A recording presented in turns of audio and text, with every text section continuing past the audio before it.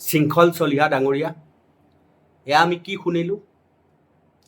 আজি শিৱসাগৰৰ চিন্তামণি গড়ৰ খিলঞ্জীয়া মুছলমানে সাংবাদিক মেল পাতি আপোনাৰ বিৰুদ্ধে এয়া কি অভিযোগ কৰিলে? এয়া সঁচা নেকি? যদি এয়া সঁচা, তেতিয়াহ'লেতো বৰ বিপদজনক কথা, বৰ বিপদজনক কথা। শৃংখল চলিহা ডাঙৰীয়া, অলপ শুনক সাংবাদিক মেলখন, শুনক। গাঁৱৰ বীৰ লাচিত সেনা শৃংখল চলিহাই সংবাদ মাধ্যমৰ আগত 2 দিনত আমি কোৱা পৰিলক্ষিত হ'ল, তাতো বাংলাদেশী সোমাইছে আৰু তেওঁ যাব। আৰু তাৰপিছত আৰু এটা আমি সংবাদ মাধ্যমত তেওঁ বক্তব্য পালোঁ, তাত অবৈধ বাংলাদেশীয়ে আহোম আৰু মিচিঙৰ মাটি দখল কৰিছে। এইটো একদম মিছা কথা তেওঁ কৈছে।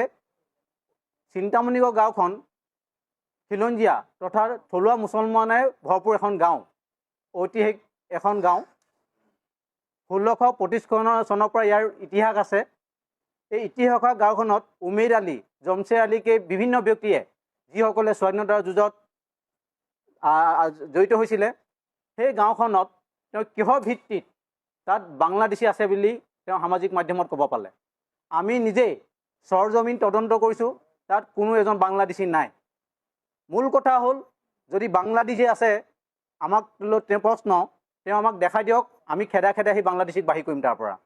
কিন্তু নিকৃষ্ট ৰাজনীতি কৰি থলুৱা মুছলমানক তেওঁ এনেকুৱা ব্যৱহাৰ কৰিব, সেইটো আমি উজনি অসম থলুৱা মুছলিম পৰিষদে কেতিয়াও আমি গ্ৰহণ নকৰোঁ। আমি তেওঁক সকীয়াই দিছোঁ, তেওঁ সন্দেহযুক্ত বাংলাদেশীৰ ক্ষেত্ৰত তেওঁ যি ব্যৱহাৰ কৰিব আছে কৰক, কিন্তু থলুৱা মুছলমানৰ ক্ষেত্ৰত যদি তেওঁ এনেকুৱা অপপ্ৰচাৰ, এনেকুৱা সামাজিক মাধ্যমত তেওঁ এক অপপ্ৰচাৰ কৰি ঐতিহাসিক চিন্তামণি গাঁওখনক, যে উজনি অসমৰ থলুৱা মুছলমানক তেওঁ বদনাম কৰা যি ষড়যন্ত্ৰ কৰিছে, সেইটো আমি কেতিয়াও সহ্য কৰি নলওঁ। আৰু তেওঁ যি ধৰণে কৈ দিয়ে, মই উচ্ছেদ কৰিম, তেওঁ চৰকাৰ নে কি? আৰু চৰকাৰক এটা প্ৰশ্ন কৰিছোঁ, এই জ্বলাই দিম, মাৰি দিম, কাটি দিম, এই পৰিৱেশবিলাক যদি বন্ধ নকৰে, অসমত এক ভয়ানক পৰিৱেশ সৃষ্টি হ'ব। সেইকাৰণে সাতাম পুৰুষীয়া ঐক্য শান্তি যদি বচাই ৰাখিবলৈ হয়, এনেকুৱা মানুহবিলাকক আপোনালোকে লেকাম লগাওক। আমাৰ কথা হৈ গ'ল, বাংলাদেশী আছে যাওক, আমি বাহিৰ কৰিম, কিন্তু থলুৱা মুছলমানক তেওঁ যদি টাৰ্গেট কৰি পেলাই বাংলাদেশী বুলি কয়, সেই বস্তুটো আমি কেতিয়াও সহ্য নকৰোঁ। সেইকাৰণে আমি বীৰ লাচিত সেনাক ক'ব বিচাৰিছোঁ, আপোনালোকৰ লগত আমাৰ চিনাকি, আপোনালোকে তাত সৰজমিন তদন্ত কৰিব লাগিছিলে, তাৰ বয়োজ্যেষ্ঠসকলৰ লগত কথা পাতিব লাগিছিলে, তাত তোমাৰ বাংলাদেশী আছে নি? যদি বাংলাদেশী আছে, আপোনালোকে প্ৰশাসনক অৱগত কৰক বা আমাক অৱগত কৰক, আপোনালোকে নিজেও যাওক। কিন্তু চিন্তামণিগড় গাঁৱৰ বীৰ লাচিত সেনা শৃংখল চলিহাই সংবাদ মাধ্যমৰ আগত 2 দিনত আমি কোৱা পৰিলক্ষিত হ'ল, তাতো বাংলাদেশী সোমাইছে আৰু তেওঁ যাব। আৰু তাৰপিছত আৰু এটা আমি সংবাদ মাধ্যমত তেওঁ বক্তব্য পালোঁ, তাত অবৈধ বাংলাদেশীয়ে আহোম আৰু মিচিঙৰ মাটি দখল কৰিছে। এইটো একদম মিছা কথা তেওঁ কৈছে। চিন্তামণিগড় গাঁওখন খিলঞ্জীয়া তথা থলুৱা মুছলমানে ভৰপূৰ এখন গাঁও, ঐতিহাসিক এখন গাঁও। 1625 চনৰ পৰা ইয়াৰ ইতিহাস আছে। এই ইতিহাসৰ গাঁওখনত উমেৰ আলী, জমছেৰ আলীকে বিভিন্ন ব্যক্তিয়ে যিসকলে স্বাধীনতাৰ যুঁজত জড়িত হৈছিলে, সেই গাঁওখনত তেওঁ কিহৰ ভিত্তিত তাত বাংলাদেশী আছে বুলি তেওঁ সামাজিক মাধ্যমত ক'ব পালে। আমি নিজেই সৰজমিন তদন্ত কৰিছোঁ, তাত কোনো এজন বাংলাদেশী নাই। মূল কথা হ'ল, যদি বাংলাদেশী আছে, আমাক তেওঁ প্ৰশ্ন, তেওঁ আমাক দেখাই দিয়ক, আমি খেদাই খেদাই সেই বাংলাদেশীক বাহিৰ কৰিম তাৰ পৰা। কিন্তু নিকৃষ্ট ৰাজনীতি কৰি থলুৱা মুছলমানক তেওঁ এনেকুৱা ব্যৱহাৰ কৰিব, সেইটো আমি উজনি অসম থলুৱা মুছলিম পৰিষদে কেতিয়াও আমি গ্ৰহণ নকৰোঁ।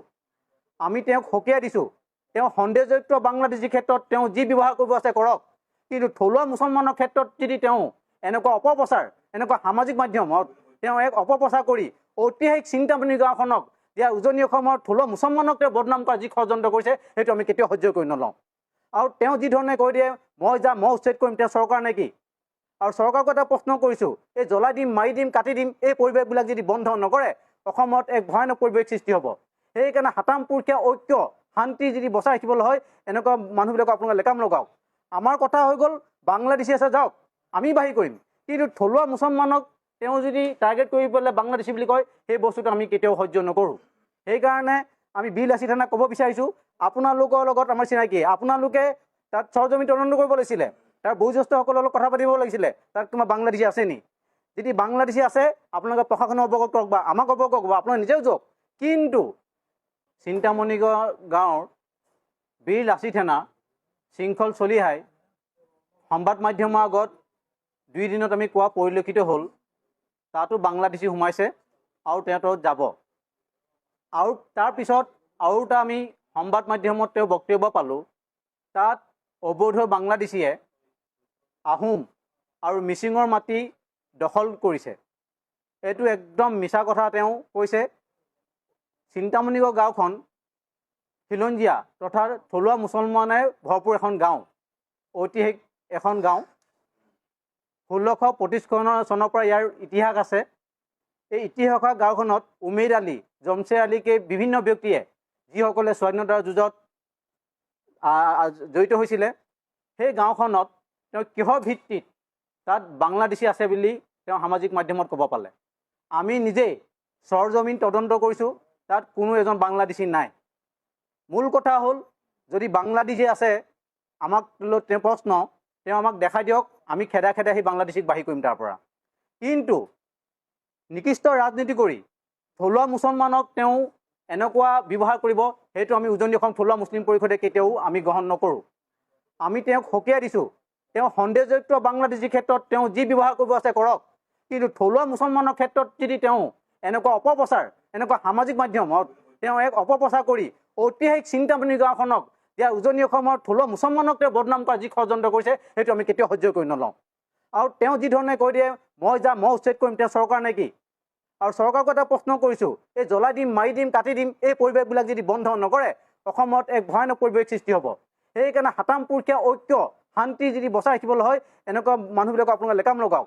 আমাৰ কথা হৈ গ'ল বাংলাদেশী আছে যাওক, আমি বাহিৰ কৰিম, কিন্তু থলুৱা মুছলমানক তেওঁ যদি টাৰ্গেট, এইটো যদি সঁচা হয় তেতিয়াহ'লে কথাষাৰটো খুব বিপদজনক। শৃংখল চলিহা, আপুনি সঁচাকৈয়ে খিলঞ্জীয়া মুছলমানক দুখ দিছে, কষ্ট দিছে। বেদখলকাৰীৰ বিৰুদ্ধে চৰকাৰে ইতিমধ্যে নিজৰ অভিযান আৰম্ভ কৰিছে।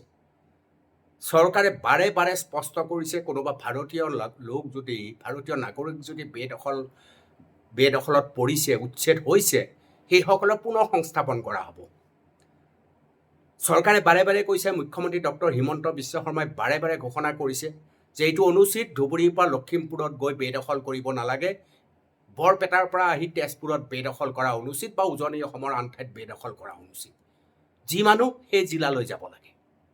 মুখ্যমন্ত্ৰীটো কেতিয়াও কোৱা নাই যে উচ্ছেদ হ'লেই তেওঁলোক বিদেশী হ'ব, কিন্তু এইটো ঠিক, কিছু বিদেশী লোকে বেদখল কৰিছে। কিন্তু তাৰ মাজত শৃংখল চলি আপুনি ইয়াক কি ডাঙৰ এটা অভিযোগ আনিলে? কথা নাই বতৰ নাই, ঐতিহাসিকভাৱে চিন্তামণিগড়ক আমি জানো, তাত মই নিজেও অনুষ্ঠান কৰিছোঁ। তাত আপুনি হঠাৎ কিয় বিদেশী সজালে আটাইকে? কিয় সন্দেহ কৰিলে তেওঁলোকক? আমিতো বাৰে বাৰে উল্লেখ কৰি আছোঁ, সকলো কথাই প্ৰতিজন অসমীয়াই এই কথা কৈ আছে যে আমাৰ অসমীয়া মানে হিন্দু, অসমীয়া মানে মুছলমান, খ্ৰীষ্টান, বৌদ্ধ, সকলো ধৰ্মাৱলম্বী লোক মিলি অসমীয়া। অসমীয়াৰ বিৰুদ্ধেতো যুদ্ধ কৰা নাই, অভিযোগ নাই। আমি মুছলমানৰ বিৰুদ্ধেতো যুদ্ধ কৰা নাই, আমি বেদখলকাৰীৰ বিৰুদ্ধে যুদ্ধ কৰিছোঁ। লাখ লাখ বিঘা মাটি বেদখল হৈ আছে, সেই বেদখলকাৰীসকলক উচ্ছেদ কৰিব লাগে। আৰু উচ্ছেদৰ ভিতৰত যদি কোনোবা ভাৰতীয় লোক আছে আৰু তেওঁ যদি আন জিলাৰ পৰা আহিছে, তেতিয়াহ'লে তেওঁ পুনৰ সংস্থাপন হ'ব। তো আপুনি হঠাৎ শৃংখল চলিহে কিয় এইবিলাক বিশৃংখল কৰিছে? হঠাৎ আপুনি প্ৰচাৰ আৰু প্ৰসাৰ লাভ কৰাৰ স্বাৰ্থত চিন্তামণিগড়ৰ খিলঞ্জীয়া মুছলমানৰ সকলক সঁচাকৈ আপুনি এই অভিযোগ দিছে? এয়াতো যথেষ্ট বেয়া কথা। যদি এয়া সত্য হয়, এয়া কৰাটো অনুচিত। শৃংখল চলিহা আপুনি এটা সংগঠন চলাই আছে। এই সংগঠনটোৱে নিজৰ কাম কাজ ক'ব, কথা ক'ব, কিন্তু আপুনি এই ধৰণে যদি বিভেদকামী পৰিৱেশ আৰু পৰিস্থিতি লয় আৰু যদি আমাৰ খিলঞ্জীয়াৰ মাজতে যুদ্ধ চলাই দিয়ে, তেতিয়াহ'লে আমাৰ প্ৰকৃত আন্দোলন ক'ত থাকিব? ক'ত থাকিব আমাৰ প্ৰকৃত আন্দোলন? বৰ দুখ লগা আৰু হতাশজনক ছবি শৃংখল চলিহা। মই আশা কৰা নাছিলোঁ, মই ভবা নাছিলোঁ যে আপুনি এই ধৰণেও এটা অভিযোগ উত্থাপন কৰিব পাৰে। কাৰণ তেওঁলোকে সাহসেৰে সাংবাদিক মেল অনুষ্ঠিত কৰিছে। শুনিছে সাংবাদিক মেলত কি কৈছে, বাৰম্বাৰ আপোনাক প্ৰত্যাহ্বান জনাইছে, প্ৰমাণ দিবলৈ আহ্বান জনাইছে। চিন্তামণিগড়ৰ খিলঞ্জীয়া মুছলমানে সকলে কৈছে যদি ইয়াত বিদেশী আছে আমি খেদিম, আমি সহায় কৰিম। কোনোবাই যদি বেদখল কৰিছে আমি তাত আগভাগ ল'ম, পুনৰ সংস্থাপনৰ ব্যৱস্থা কৰাই দি তেওঁলোকক আমি চৰকাৰী মাটিৰ পৰা মুক্ত কৰাম। আপুনি সামগ্ৰিকভাৱে খিলঞ্জীয়া মুছলমানক দোষী সাব্যস্ত যদি সঁচাকৈ কৰিছে তেতিয়া এয়া অন্যায় কৰিছে। এই অন্যায়ে সমগ্ৰ অসমীয়াৰ মান আৰু সন্মানত আঘাত লাগিব। এই অন্যায়ে আমি বিচৰা আন্দোলনটোক বিপথে পৰিচালনা কৰিব। আপুনি এটা সংগঠনৰ নেতা 10 বাৰ ভাবিব লাগে এষাৰ কথা কওঁতে। হঠাৎ কাৰোবাক বিদেশী সজাই দিব, যিটো কথা সদায় সকলোৱে অভিযোগ কৰি আছে যে মুছলমান মানে বিদেশী বুলি ভাবে, সন্দেহ কৰে, সন্দেহযুক্ত লোক বুলি ভাবে, আৰু সেইবাবে আমি বৰ কষ্ট পাওঁ। কোনো খিলঞ্জীয়া মুছলমানে এতিয়ালৈকে কোৱা নাই বেদখলৰ বিৰুদ্ধে। প্ৰত্যেকজন খিলঞ্জীয়া মুছলমান বেদখল মুক্তৰ সপক্ষে আছে, উচ্ছেদৰ সপক্ষে আছে। তেওঁলোকেও ভাবে আমাৰ সমস্যা হৈছে এই মিয়াসকল আৰু কিছু সন্দেহযুক্ত লোকে সমগ্ৰ অসমক গ্ৰাস কৰিছে, গিৰিবলৈ আৰম্ভ কৰিছে। আমি সন্তুষ্ট নহয়। প্ৰত্যেকজন অসমীয়া মানুহে কৈছে। সেই অসমীয়া কোনোবা হিন্দু, কোনোবা মুছলমান, কোনোবা খ্ৰীষ্টান, কোনোবা বৌদ্ধ, প্ৰত্যেকজন অসমীয়া মানুহে কৈছে। এনে স্থলত আপুনি যদি সঁচাকৈ খিলঞ্জীয়া মুছলমানসকলক বিদেশী বুলি কৈ, সন্দেহযুক্ত লোক বুলি কৈ, মিয়া বুলি কৈ যদি আপুনি দুখ দিছে, সেই দুখে কিন্তু আমাৰো অন্তৰত আঘাত দিছে। শৃংখল চলিহা এই ধৰণৰ বিশৃংখল কেতিয়াও গ্ৰহণযোগ্য হ'ব নোৱাৰে। আমি সকলো অসমীয়া এক হৈ, কি হিন্দু, কি মুছলমান, কি বৌদ্ধ, কি খ্ৰীষ্টান, সকলো অসমীয়া এক হৈ আমি বেদখল মুক্ত এখন অসমৰ চিন্তা কৰিছোঁ। তাত এই ধৰণৰ কথা বতৰা কৈ বিশৃংখল নকৰিব। অনুচিত এয়া। আমি সকলো এক হৈ থাকিব লাগিব, এক হৈ আমি যুদ্ধ কৰিব লাগিব। আৰু যুদ্ধ ইতিমধ্যে সমগ্ৰ অসমীয়া মানুহে কৰি আছে। আৰু তাৰ মাজত কেৱল প্ৰচাৰ আৰু প্ৰসাৰ ল'বৰ বাবে এনেকুৱা কাম নকৰিব যিটো কামে জাতিটোক ক্ষতি কৰে, জাতিটোৰ আৱেগক আঘাত কৰে। তেনেকুৱা কাম নকৰিব শৃংখল চলিহা। খবৰদাৰ শৃংখল চলিহা কৰা অনুচিত। এইটো আপোনাৰ কোনো ধৰণৰ অধিকাৰ নাই। এই অভিযোগ আপুনি কি প্ৰত্যাহ্বান জনাব, কেনেকৈ প্ৰত্যুত্তৰ দিব? আপুনি চৰকাৰে চৰকাৰৰ কাম কৰি আছে, চৰকাৰে বিবেচনা কৰিছে, চৰকাৰে তথ্য সংগ্ৰহ কৰিছে, ইতিহাস চাইছে, আৰু সেইমতে বেদখল হৈ আছে। য'তে বেদখল মুক্ত কৰাই আছে, য'তে ত'তেতো হঠাতে তেওঁলোকে আক্ৰমণ আৰম্ভ কৰি জাননী দিছে, জাননীৰ পিছত পৰ্যায়ক্ৰমে উচ্ছেদ হৈ আছে। তাৰ ওপৰত আপুনি এজন সংগঠনৰ নেতা হৈ আপুনি উপৰুৱাকৈ মই অমুকত অভিযান চলাম, বহিষ্কাৰ কৰিম, এই ধৰণৰ কথা কিয় কয়? সকলোতে অত্যুৎসাহ বেয়া। ইমান বেছি আৱেগিক দৃশ্য প্ৰস্তুত নকৰিব। মানুহৰ ক্ষতি হয়, জাতিটোৰ ক্ষতি হয়। এইবিলাক খুব স্পৰ্শকাতৰ বিষয়। এইবিলাক বিষয়ত হঠাৎ যেনেকৈ মন যায় তেনেকৈ ৰাজহুৱাভাৱে মতামত দিলে মানুহে কষ্ট পায়, আৰু কষ্ট পাইছে কাৰণেতো সাংবাদিক মেল অনুষ্ঠিত কৰিছে। তেওঁলোকৰ প্ৰশ্নৰ উত্তৰ কি আছে শৃংখল চলিহা? সোনকালে দিয়ক। সাতাম পুৰুষীয়া সম্পৰ্ক মুখৰ জিভাত অহা শব্দৰে বিঘ্নিত নকৰিব। অনুচিত এয়া, অনুচিত শৃংখল চলিহা। সেইকাৰণে কৈছোঁ শৃংখল চলিহা খবৰদাৰ, এনেকুৱা কাম নকৰিব, প্লিজ নকৰিব।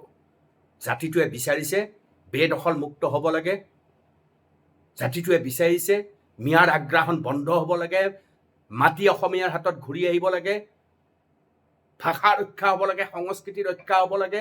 আৰু ক'ৰবাত যদি সন্দেহযুক্ত লোক আছে তেওঁলোকে নিজৰ ভাৰত এৰি নিজৰ দেশলৈ যাব লাগে। এইটোৱে বিচাৰিছে। ইয়াত হিন্দু মুছলমান কৰাৰ কথা নাই। অসমীয়া এক হৈ থাকিব। শৃংখল চলিহাৰ এই দৃষ্টিভংগী আৰু সাংবাদিক মেলখন সম্পৰ্কত আপোনালোকে কি ক'ব খোজে? আপোনালোকেও নিজৰ মতামত জনাওক। প্ৰয়োজন আছে, কাৰণ জাতিটো এক হৈ থাকিব লাগিব।